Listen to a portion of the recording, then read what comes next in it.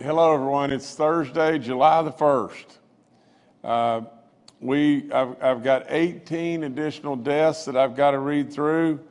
Some of these are just getting into our system, and they're older ones, that don't reflect really how we've done in the last couple of days. We've really just lost a total of, I think, 5 folks of the 18 are just in the last couple of days, but in being respectful to everyone, we want to read every one.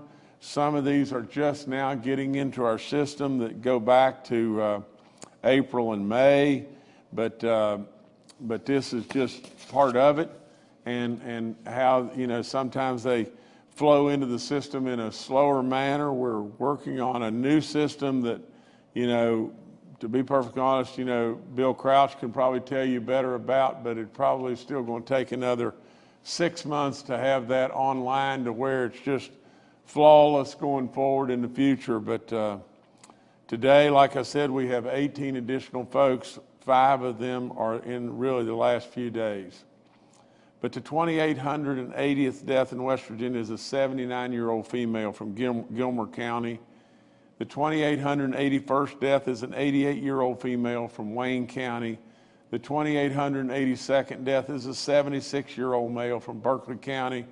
The 2,883rd death is an 84-year-old female from Jefferson County.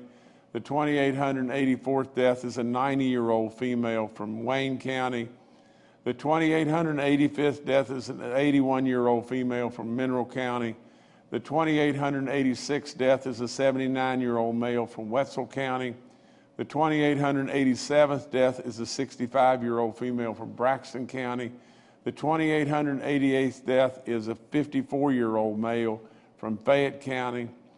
The 2,889th death is a 94-year-old female from Marshall County.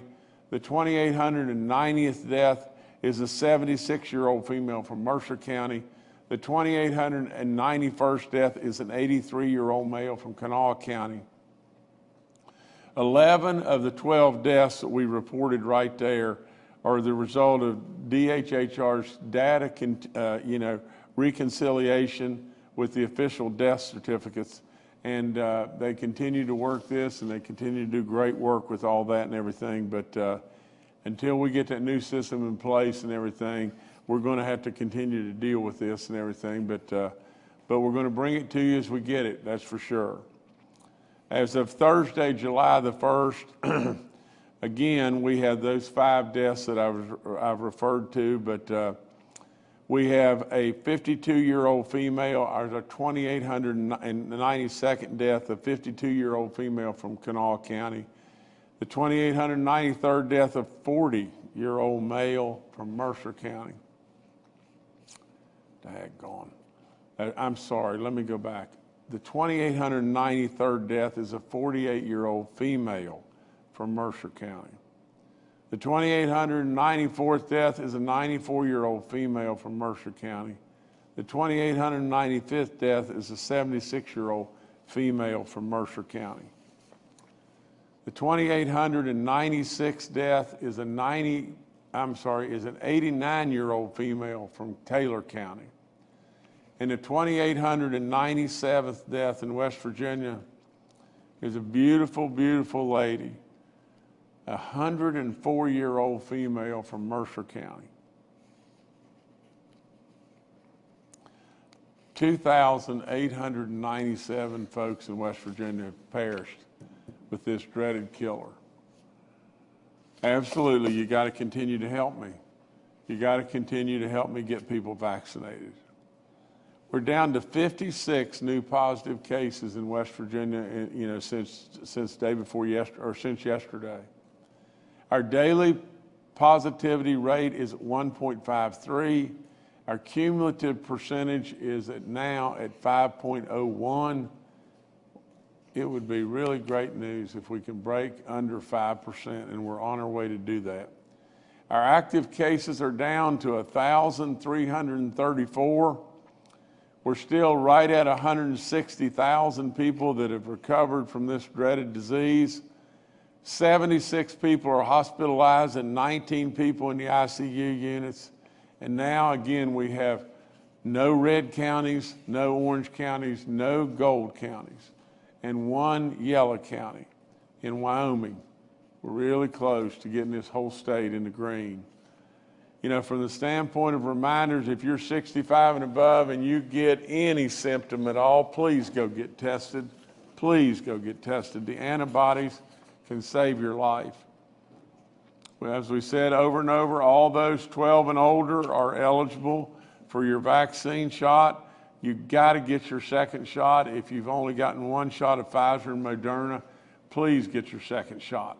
It'll absolutely ensure you from getting this dreaded killer on almost 100%.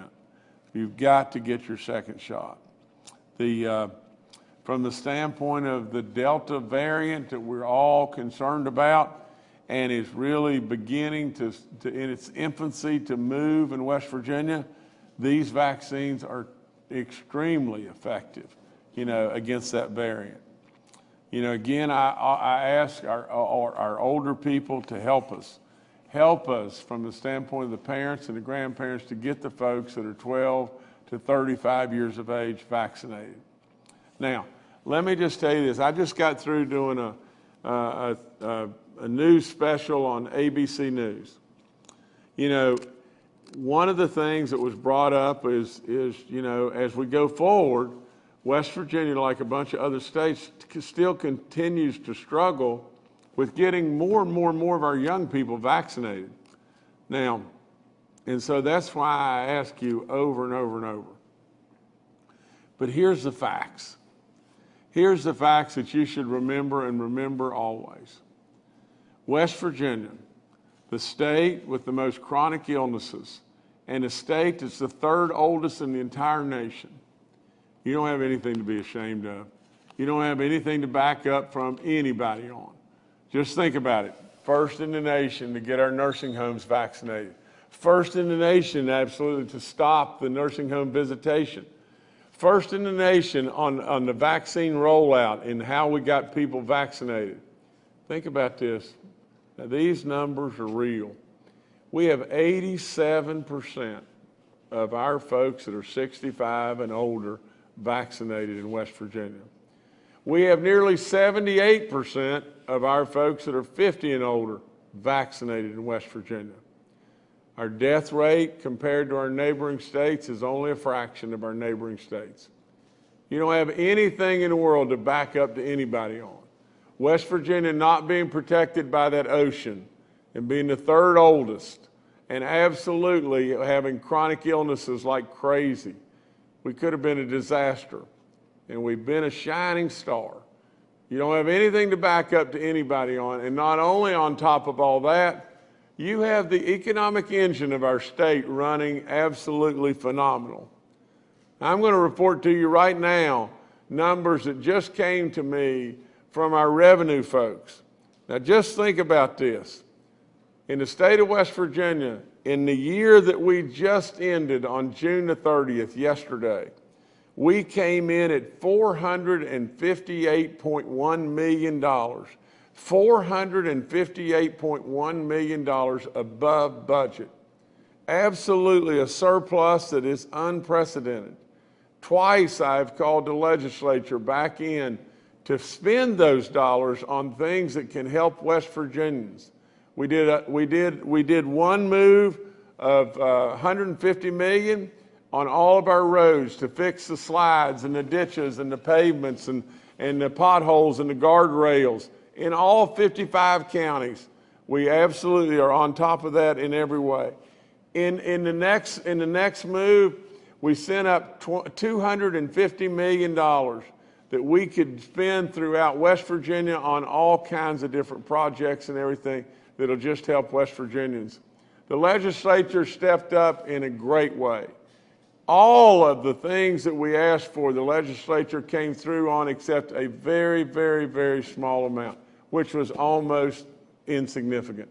When it really boils right down to it, I think it was about $3.5 million of the total $400 million that we sent up there. So really and truly, I salute the legislature and I thank them in every way.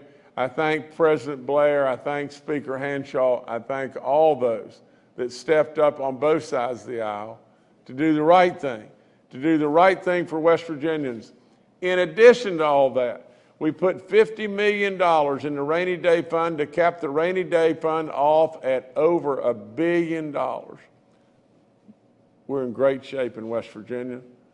We absolutely have handled this pandemic, and you have done wonderful, West Virginia. You have nothing to back up to anybody on. You just think. We absolutely identified that this terrible killer was going to attack our elderly people. 87% of our people that are 65 and older are vaccinated.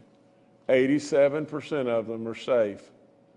Of the people that are 50 and older, 78% of them are safe.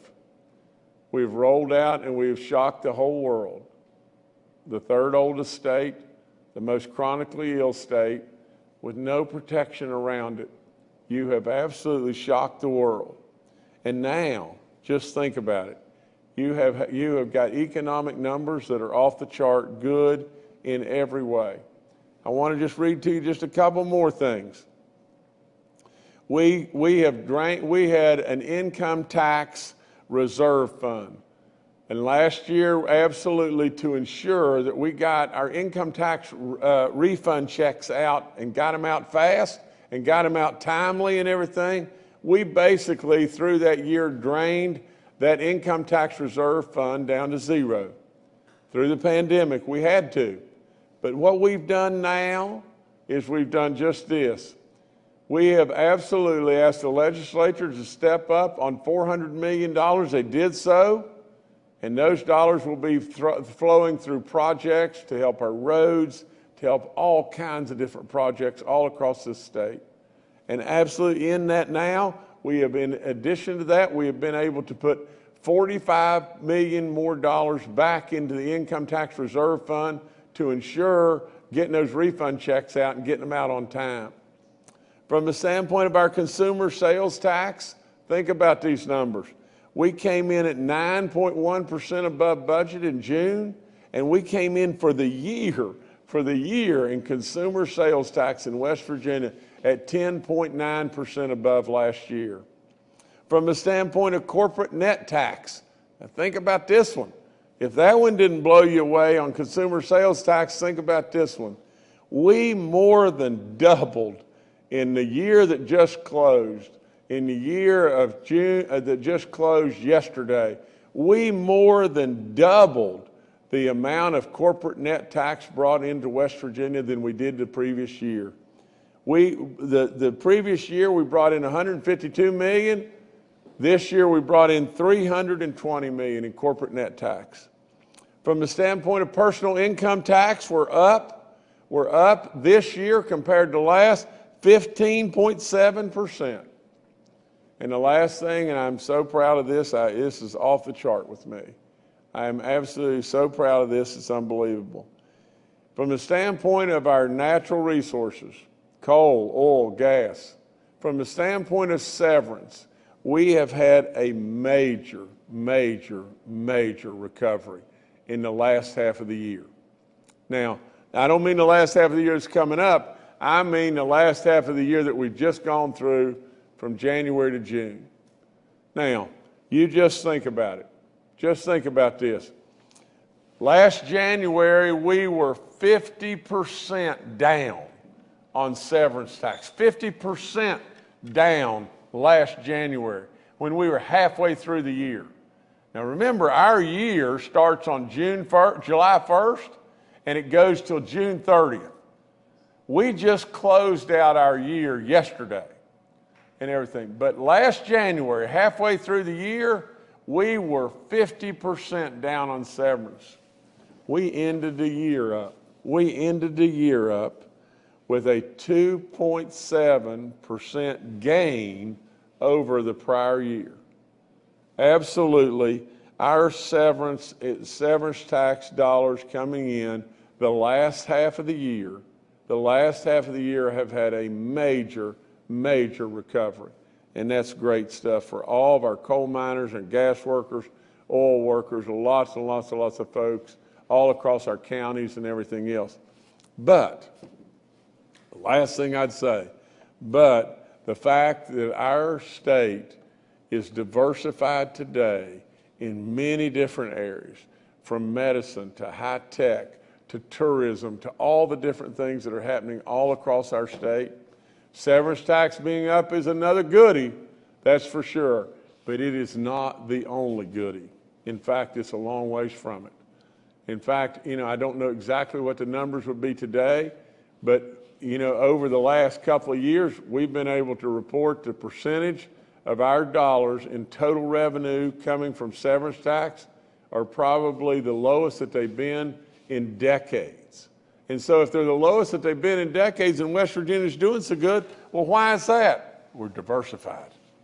We're absolutely doing things in a lot of different areas. And when it gets like that, it can't be any better. So I congratulate everybody across this great state that has stepped up in lots of different ways. I thank our broadcasters, and I thank everybody that stepped up trying to help get more and more and more folks vaccinated. And I absolutely thank everybody from our revenue department and everybody in my office and all across this land that have done unbelievable work. There's a lot of heroes out there, a lot of first responders and a lot of people in the healthcare community and everything that stepped up. Lots and lots and lots of folks. You've done really good, West Virginia. I am really proud of you. Now, I've got to talk a little bit about Baby Dog. Yesterday, we had a great day. We want to try to create as much excitement as we possibly can. Baby Dog sure did this. I mean, she's a heck of a lot more popular than I'll ever be, but that's great with me. Everybody loves her. And, and you can say what you want. It's a pretty dadgum good marketing tool because you got this little dog that everybody, when they look at her, they smile. And everybody that, that she sees, she loves with all of her. And that's really great stuff. We started the day out yesterday at, right out in really northern Greenbrier County. And there's a lady that won. We gave away 2 trucks and $1 million yesterday, and a lot of other stuff that was done online. But we went and gave away, the trucks and $1 million. It was an exciting day, and we surprised some people, that's for sure. And but right there, you'll see all 3 of the winners. And Tracy Brunel, and I may pronounce that wrong, and if I do, please forgive me, Tracy, but what a wonderful, really sweet, great lady, from Frankfort, West Virginia, that there she is right there with her mom. And then Sierra Jacobs from Parkersburg, a lady that's doing phenomenal work, looking after and protecting our folks in West Virginia. And when she walked out, she had no clue what it was either and everything. And when she walked out and everything, she thought she was coming to be able to get to see Baby Dog. She said, "Oh, there's Baby Dog," and everything. She had no idea. And then when she realized she had won the truck, she just went crazy and everything. And it was really good. She said her husband was hoping that he'd win the truck and everything, but she won it, and she was pretty daggum proud and everything. And then we ended up the day in Morgantown. An absolutely beautiful lady, Sharon Turner, and Sharon has been a lifelong resident of Morgantown, and absolutely lots of people stepped up. State police said, what an incredible lady she's been. She's been a trooper beyond belief, and she went completely crazy. We were able to give that award to her. She brought her daughter, her granddaughter, and her daughter's boyfriend all came with her. They had no idea and everything. They thought really it was Sharon's birthday yesterday, and they thought they were coming to do something about her birthday party, and what a birthday gift and everything. So Sharon, we congratulate you, Sierra, and Tracy, and all those winners. And right now we've got a special lady that's on with us, and she's from Painesville in McDowell County, and I think she goes to Riverview High School, and she's just graduated from Riverview. She was the captain of the girls basketball team there. I'm anxious to ask her if we played them. I don't really know if we played them when she was there or not, but she is one of our scholarship winners, and that scholarship will include room and board, tuition, books. It'll include every single thing to any of our four-year institutions across our state, and I couldn't be more proud of her. And I could also not be more proud of Brendan Lee. Brendan is from Falling Waters in Berkeley County, and he also won one of our scholarships and everything as well. So if we can have her come on right now. If Jenna, I think Jenna's on with us. Hey Jenna, how you doing? Hi, I'm good. Well, Jenna, we're proud of you, girl. Did we play you guys? Did Greenbrier East ever play y'all? I think my freshman year. Okay, well, you were probably great then too. So anyway, I just want to congratulate you and hope this was a great day. I know from the standpoint of winning like this, it's got to be good stuff. Thank y'all so much. I really do appreciate all of this. Well, thank you for getting vaccinated. That was really good and everything. And you just helped me to get everybody down there vaccinated, okay? Okay. All right, now I'm going to hold you to that and everything. But anyway, and I'm going to keep up with you. You just keep doing good stuff, okay? Okay, thank you. No, proud of you, girl. Now hold on here. Well, I got to show you this. No, go back to her a second. All right, look here. This is your backpack you're getting, and it's got "Do It for Baby Dog" on the backpack that we want, and you're getting this right here too. And this is, your certificate from the state of West Virginia. It says, "State of West Virginia, do it for baby dog, save a life, change your life. Greetings, be it known that Jenna Atwell from Painesville, West Virginia, is hereby awarded this full 4-year scholarship to be used at any public institution in the great state of West Virginia." It's got baby dog's footprint right there and my signature right there. Jenna, way to go. Really proud of you, girl. You'll be getting all this, okay? All right, thanks again.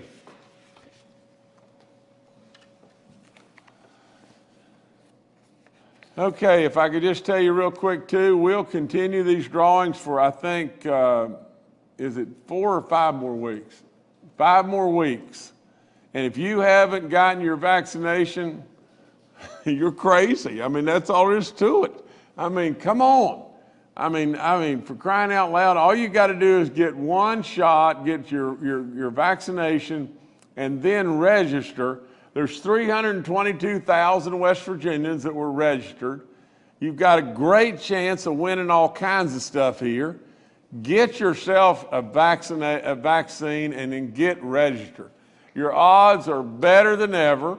You've just got to get yourself vaccinated and get registered, and especially all you young people, come on, come on. We've done a great job with our 65 and older, and we want to continue to get more of them vaccinated. Young people can encourage them. Our 50 and olders, we've done a great job there. We want more of them. But absolutely, if you're 65 and older or 50 and older, encourage the young people. Encourage the young people to go on and get vaccinated. It will stop this disease. But absolutely, we need you. We need you to encourage over and over and over those people. And then lo and behold, good things happen. I mean, look, a beautiful young lady in her 20s and everything just won one of the trucks. Absolutely. Jenna and these people are winning scholarships. Brendan and Jenna, are winning scholarships and everything. Get vaccinated. You're in a lottery whether you like it or not. I mean, when it really boils right down to it, you're either in the lottery for goodness, all the goodness that can happen, all these prizes. You're in the lottery of protection because you got vaccinated. You're in the lottery that absolutely will shut down this Delta virus, or variant rather, and absolutely it will stop it from getting you, or you're in a lottery that's a race to see who's going to die first. That's it. You're either one or the other.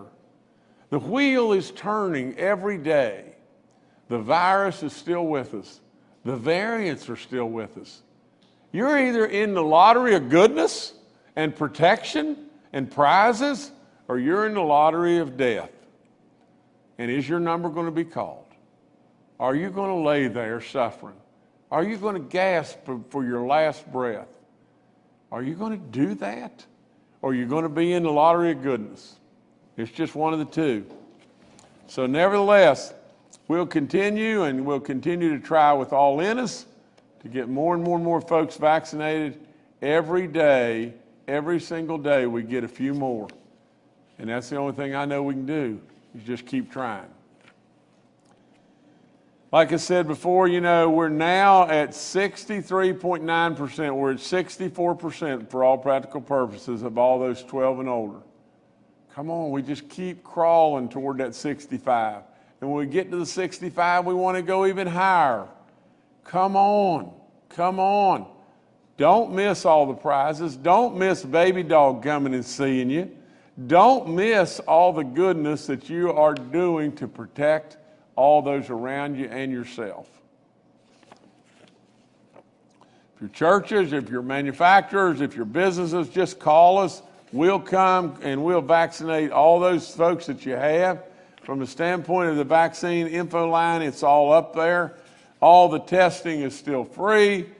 Get tested and everything. If you have any symptoms whatsoever, or anxiety, or whatever it may be, I always want to thank Fruth, and I want to thank Walgreens for all the great stuff that they did. We have really only one new outbreak in our long-term care facilities. We have 4 outbreaks we're still cleaning up there. We have 0 outbreaks in our churches. It's unbelievable. We have 1 inmate in the state of West Virginia that has this dreaded disease. Like I said before, if you just step back and think, in West Virginia, first in the nation on nursing home visitation, first in the nation getting our nursing homes vaccinated, first in the nation on the rollout of the vaccine. Absolutely, today we got 87% of the 65 and older vaccinated, 78% of the 50 and older vaccinated. Absolutely, we only have 1 inmate in the whole state that has COVID. 1 inmate. We have 0 church outbreaks today, and 1 new outbreak in our long-term care facilities. And we're going to take a back seat? Not on my watch. No way. We're not taking a back seat to anybody. Absolutely, this state, with no ocean to protect it, old, chronic illnesses, and we've led the way over and over and over and over. And not only that, we've done it economically too. So West Virginia, you've got to be really proud. From a weather update, we've got some bad weather and everything that's been out there. We've had some heavy rains, and we've had some flooding and everything. Ohio County, Marshall, Brooke, Hampshire, Kanawha, and Morgan counties, and we want to be on the watch and everything, especially this time of year. We get big thunderstorms, we get big rains and everything. Our mountains are our mountains, and we're going to have to deal with it and everything. And we've got emergency management people that are out there working all the time, and we want to continue with them to run to the fire, and that's what we'll do. But just be on guard about that. You've got to always be on guard in West Virginia. And the 4th of July is Sunday. Kathy and I wish everybody in this great nation, and especially in our great state, a happy Independence Day, and encourage people to spend some time over the weekend with your loved ones and everything. And remember just all those that fought and still continue to fight in our armed services and everything. All those we lost, and all those that give us the 4th of July. That give us our freedoms. I've said it and said it and said it and said it. You owe everything, and so do I. Every single thing that we have in this great country, we owe to our military and all the greatness that they have delivered, and all the sacrifice that they've been through, and all their families. So think about them. Think about them over the 4th of July. It's supposed to be pretty weather. get out, go to our parks and everything. We've made incredible upgrades to our parks. Enjoy almost heaven and absolutely be proud. Be proud of what you've done, West Virginia. Keep doing it. Just keep doing it. We're just going to keep rubbing it in their face. All those states and all those folks that looked at West Virginia as a state that was poor or backward or whatever it may be, rub it in their face. Rub it in their face. Absolutely. You've done great. Way to go. All right, thank you, Governor. Let's now go to Dr. Clay Marsh, our coronavirus czar. Good morning. And following up with what the governor has already talked about, I wanted to address the Delta variant, which is the variant of COVID-19 that has come to the rest of the world from India. And as most people will remember, we have had the most problems and the most virus in West Virginia as being typed and identified to be the United Kingdom variant. And that variant is more infectious than the initial COVID virus that we saw. And if you remember, the original COVID virus, one person infected would infect about 2.3 to 2.7 new people. The United Kingdom variant, which is the most common variant in the state, has a reproductive value of about 4 to 5, meaning one person infected will infect about 4 to 5 new people. The Delta variant, which is the variant that was started in India, has a reproductive score of 5 to 8, meaning one person infected will infect 5 to 8 new people. So this is a different virus. It's much more transmissible, much more infectious, and it seems to infect almost always people that are not vaccinated or people that are partially vaccinated. When we look at the impact of the vaccines, we know that people that have received their full vaccination of Pfizer or Moderna and are 2 weeks after that last immunization are protected at about 88 to 92% from becoming infected and protected over 96% from getting really sick, being hospitalized, or dying. And in fact, if you look across the country now, all of our deaths are seen in basically all in people that are not vaccinated. Now, one thing that's important to note from the Delta variant, because it's so much more infectious, is that one dose of the vaccine is not nearly as effective as 2 doses. So we really encourage any West Virginian who's had 1 dose of the Pfizer or Moderna vaccine to go ahead and get that second dose on the appropriate schedule, 21 days after the first dose for Pfizer, 28 days after the first dose for Moderna. It's also important to recognize that the Johnson & Johnson vaccine is being evaluated right now for its benefits, its impact in protecting people who may be exposed to the Delta variant. And we know from work in England that the AstraZeneca vaccine, which is very similar to the Johnson & Johnson vaccine, is about 92% effective in keeping people from getting severe illness or hospitalization or death. And we're currently assessing whether the Johnson & Johnson vaccine works as well, or perhaps whether people who've had a Johnson & Johnson shot may eventually need to get a second shot. And that's being assessed right now by the Centers for Disease Control and the Food and Drug Administration. It's also really important to note that even though hospitalizations are down, as the governor said, that today in the United States, about 1/3 of the hospitalizations are occurring in people under 30 years old, oftentimes in people not vaccinated, but even in children. And we know now that the lower limit of vaccine eligibility is 12 years old, but even in children younger who have chronic health conditions, who have asthma, who are overweight, who may have pre-existing congenital heart disease or something else, then they are at higher risk to getting very ill from the COVID virus, particularly the Delta variant. And last, so therefore, children the Food and Drug Administration and CDC is looking to see what are going to be the criteria to try to reduce the age of eligibility so that more children can get vaccinated. But also in this meantime, particularly as the Delta variant starts to grow, then we have to be cognizant, and we want to protect our unvaccinated children. And that's particularly important if they're surrounded by adults or family members who are not vaccinated as well. On June 5th, the Delta variant accounted for 10% of the cases of COVID virus in the US. By June 20th, the Delta variant now accounts for 26% of the cases of COVID-19 in the US, and a genetic company that follows the sequencing says that about 40% of the viruses they're finding in the US are from the Delta variant. So the Delta variant is growing. In West Virginia, we now have 12 cases of the Delta variant, and Dr. Amjad will go over some of that. But it's really important to us. We have a window, we have a time that we can really start to continue to accelerate the number of people being vaccinated.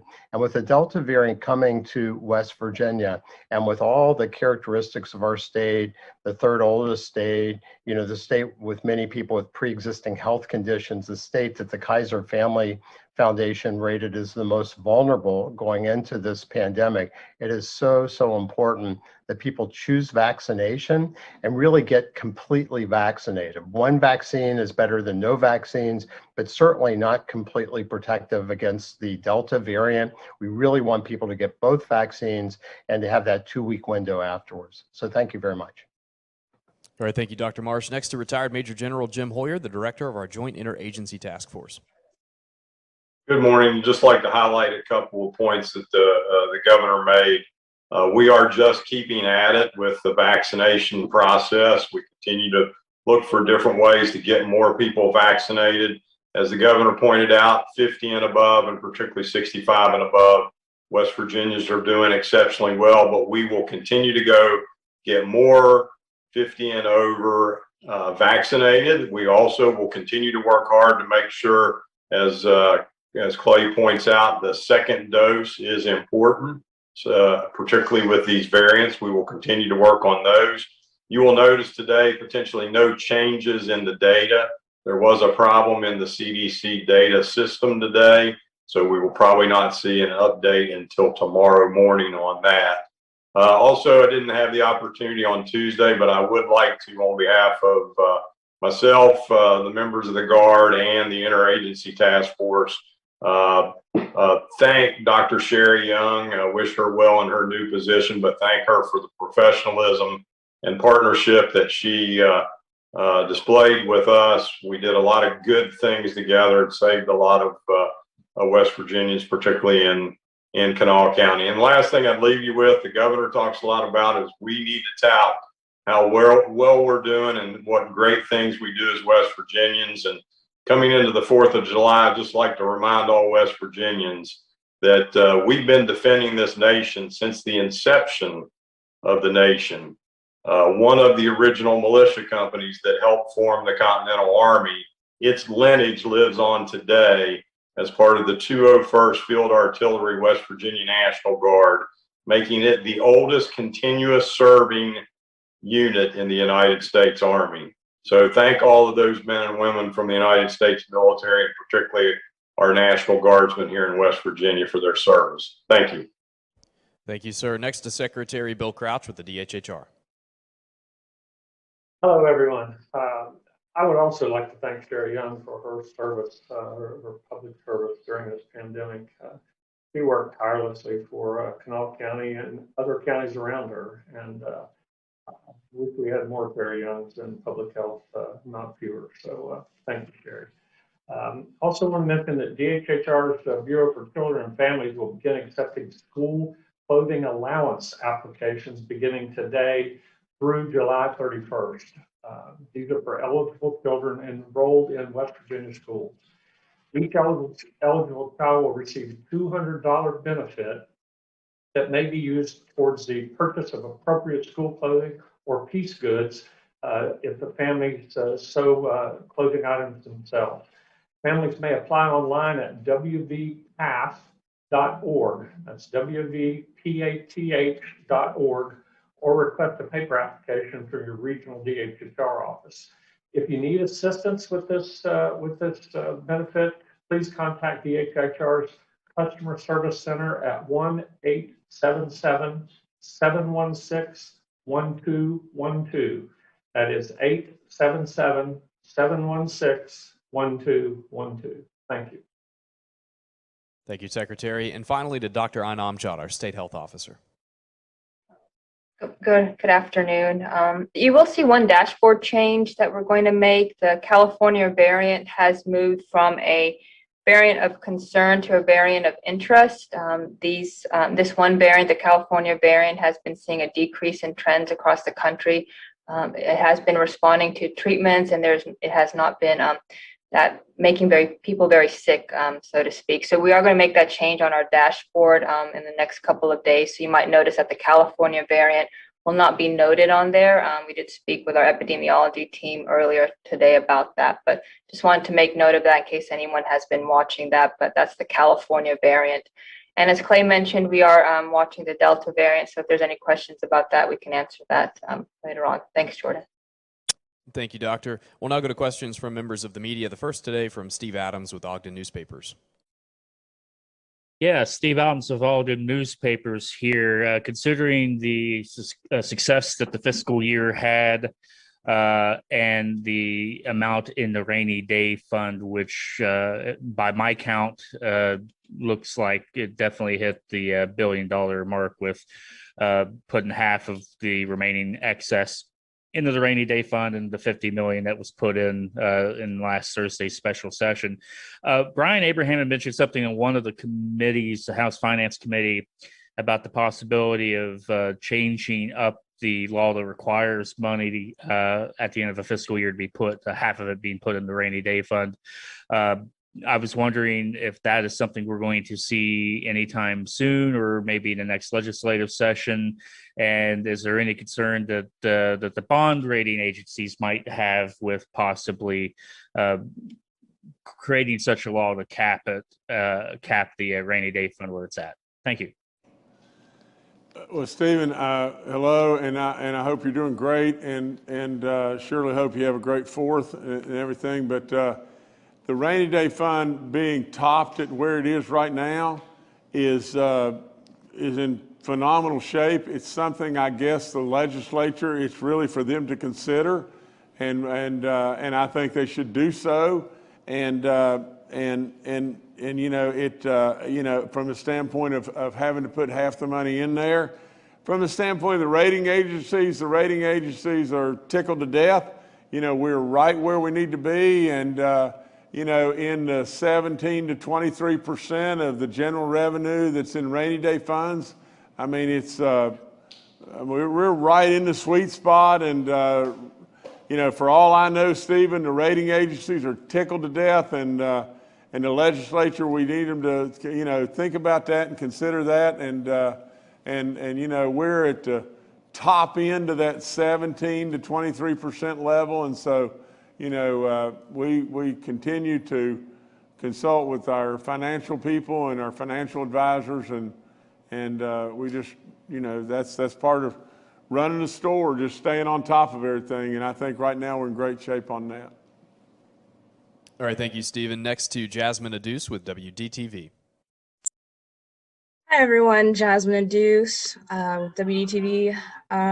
This question is really for, more so for Dr. Clay Marsh, you know, with the Delta variant, as we were talking about earlier, just with regard to that, what should we consider as families are thinking about, you know, the upcoming school year with kids 5 to 11 years old who aren't vaccinated, especially as it relates to the COVID variant, the Delta variant? Kind of just, if Dr. Clay Marsh could kind of expand a little bit on that. Thank you. Okay, Doc, it's you. Thank you, Governor, and thank you, Jasmine. You know, more and more, there's guidance that's coming from experts, and we're waiting on guidance from the Centers for Disease Control. But I think that what we are finding and would recommend for parents with children less than 12 years old who are not currently eligible for vaccination is that if you're around a lot of other people, particularly people that are not vaccinated, or if you're in mixed groups where the Delta variant is more common, and again in West Virginia, right at the beginning of that, then these experts are recommending that children, if they can, should wear masks in those situations, and should, you know, take cautions, washing their hands, maybe staying physically distanced a bit, because we know that this Delta variant can infect anybody much more, you know, avidly than we have seen with the base virus that came from Wuhan, China, and even the UK variant that was more infectious than the base virus. So right now, the CDC, the Centers for Disease Control, and the Food and Drug Administration are in active discussions about how quickly we should consider lowering the age in which we can immunize children, particularly with the messenger RNA vaccines, Pfizer and Moderna, which have been shown to be incredibly effective against the Delta variant when both doses are given and people are 2 weeks out. But in the meantime, particularly in areas where high amounts of the Delta virus are found, in the US, that's really most specifically right now in Missouri, which is having the biggest outbreak. About 46% of their cases are from the Delta variant. But as we watch West Virginia, all parents should be really cautious, and particularly cautious if their children have a pre-existing medical condition, because that seems to be the group of children that are the highest risk of getting really sick with this illness potentially. So during the upcoming school year, when people are inside and when you're taking your children inside with mixed groups, probably good to protect them. Outside, generally the viral spread is much lower. Hope that helped. Thank you, Jasmine. Next, we'll go to Charles Young with WV News. Hi, this is Charles Young with WV News. Governor, I was wondering if you could go a little bit more into your priorities for the state's share of funds for the American Rescue Plan. You know, when I asked about it earlier in the week, you said that was going to be the next thing you were going to have the legislature focus on, and you mentioned funding for broadband. What else would you like to see done with that funding? Thank you, sir. Well, Charles, I think it's premature and everything. You know, we haven't really gotten through all that and everything. Broadband is really at the top of all the list, you know, as far as I'm concerned.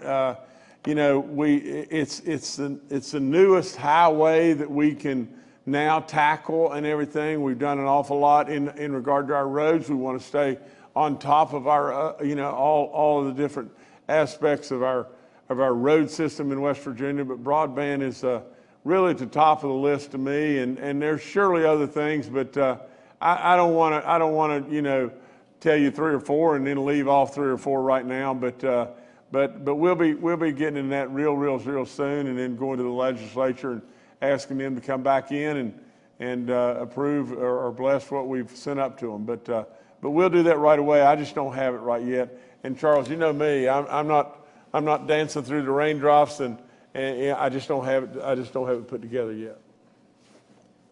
All right, thank you, Charles. Governor, I'll come back to you for just a moment.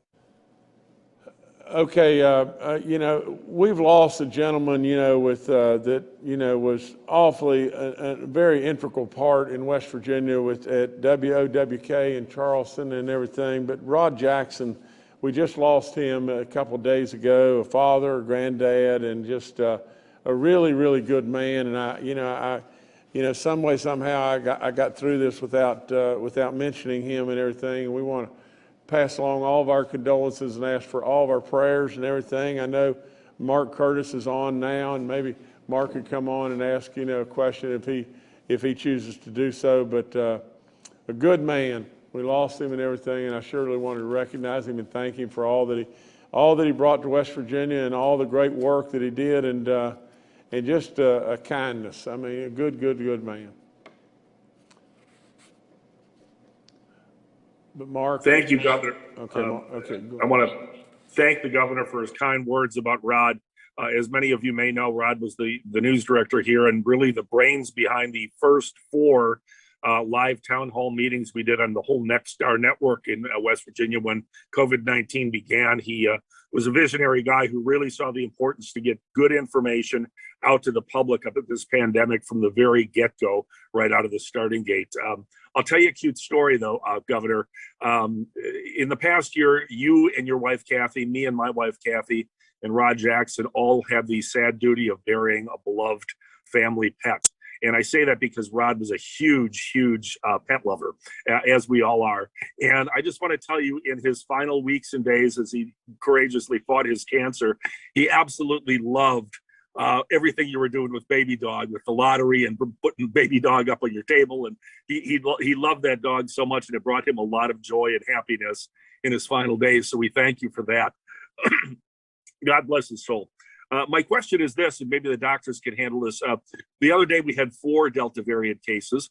Then we had a dozen on Tuesday. Today, 2 days later, we're still at a dozen. What have you done to contact trace these 12 cases? Are these people quarantined?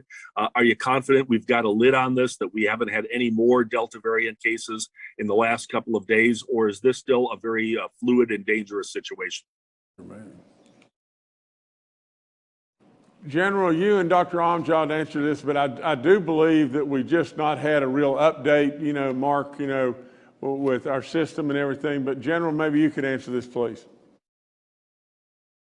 Governor, I think Dr. Amjad has the latest data on variants in West Virginia, so I'll pass to her.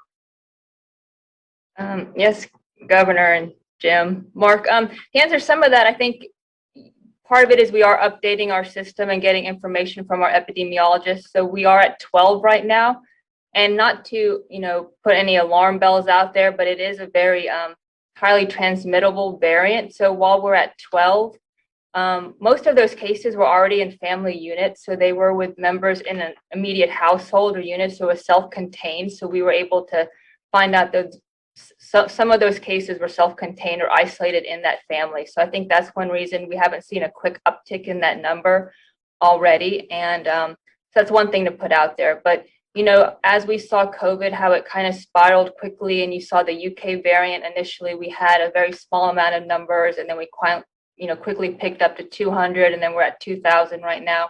We're not as high as, larger cities, but this number can also spike up rather quickly or exponentially. So that's also why we, continue to encourage people to get vaccinated in the state. So while the number is very small, we don't want people to take it for granted, especially as the summer rolls out and the holidays are coming in quickly for us.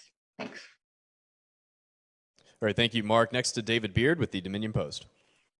Hi, my question will be about the variants and masks. The mask mandate is lifted, and I think when I'm out at the stores, I see maybe 1% to 2% of people still wearing them.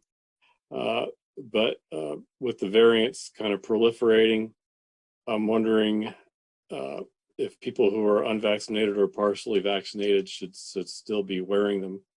And I guess editorially, I don't see that likely, but ideally, should they be? And following that, are there fears that we could see a new variant kind of inspired surge based on people being overconfident at this point with the mask mandate lifted? Thanks. David, let me try to make a stab at this, and again, I don't blow smoke, and I'm pretty blunt, a lot of times. I want to be considerate, and I want to be respectful of people with their views and their rights and everything, but let's just think about it. If I hadn't been vaccinated, and for whatever reason, I just thought that I wasn't going to get vaccinated no matter what, you daggum right, I'd be wearing a mask. I'd be wearing a mask all the time. But the reality is just this. A lot of the people that ran through the streets saying, by God, I'm not wearing a mask. Well, a lot of them are in the 2,897 category right now. And I would just say, just as point blank as I can say, If you choose today to not wear a mask and you're not vaccinated, you're taking more and more and more risk. And, so it's just a matter of when your number's going to be drawn. That's just all there is to it. All right, thank you, David. Next to Brad McElhenney with West Virginia Metro News. Hi, Governor. Hi, everybody. Governor, more specifically, where does the money come from for the Do It for Baby Dog prizes? Is that CARES Act money from 2020 that had been in reserve for unemployment insurance? Thank you. I think that's right, Brad. It's old CARES money from last year, and our people, that's where they found the money. Thanks, Brad. Next to Paul Mullen with WCBC. Good afternoon, Governor. Good afternoon, panel and journalists, and to the family of Rod Jackson, condolences, and to our brothers over at WOWK. My thoughts are with you as well. I know that's a tough situation to go through. Governor, I wanted to ask you about, well, since we're in July and since Secretary Crouch brought up back to school a little bit in his comments, with schools reopening next month, will there be the opportunity for parents to opt out like they did last year and school from home? What are your thoughts? Where are you at on that? Will we have an update here before too long on what the policy is going to be? Thank you. Paul, great question. And for what I know, the parents will be able to opt out. And it will be a choice of the parents, to be able to for the kids to go virtual. And the bottom line on top of all of it, and Paul, we know this, but our kids need to be in school. I mean, really and truly, they miss so much not being in school. And I think overwhelmingly, we'll have kids back in school, but I do think parents will have the optionality, and I don't know exactly the details, and I hope I'm right in what I just told you, but I think that's the case. All right, thanks, Paul. Governor, back to you. Okay, I want to go back to Rod Jackson just one second, and I loved Mark Curtis's comments about him. There's lots of us out there that derive so much goodness from a pet. From a companion, and I'm really tickled to hear, how excited and how much maybe joy that Rod got out of seeing Baby Dog, not from the standpoint of Baby Dog, but from the standpoint of just goodness about his heart. I mean, I've said it over and over, but when you come home, your companion never seems to have a bad day. They're always happy to see you, and they're always full of love. They pass along a lot of great lessons to all of us, do they not? I'd like to again just express, just talk just 1 second about the goodness of this man's heart. It had to be unbelievable. The kindness of a dad and a granddad. So remembering. And the last thing I'd say is just this, and the only reason I kind of got on this was with the ABC interview and everything, just to recap West Virginia. Recap what you've done. It's unbelievable. Just to touch on just a few, but first in the nursing homes and vaccination, first in the vaccine rollout. 87% of those that are 65 and older today have been vaccinated. 77%, almost 78 of the 50 and older have been vaccinated in West Virginia. There's no outbreaks in our church community. It's amazing. There's one new outbreak in our long-term care facilities, and there's one inmate in all the prison system in West Virginia that have COVID. The economics of our state are off the chart good. You just continue to roll along West Virginia, and we've done that by one thing. We stayed together. We stayed together. We've all pulled a rope trying to help one another. Sure, we've lost 2,897 great West Virginians that I asked for your prayers, and especially asked for your prayers for all the military and all the great people over the 4th of July. It's a great time in West Virginia. And absolutely, as we go forward, we're going to keep going north, and we're going to go together. I'm really proud of you. God bless each and every one of you. Thank you so much.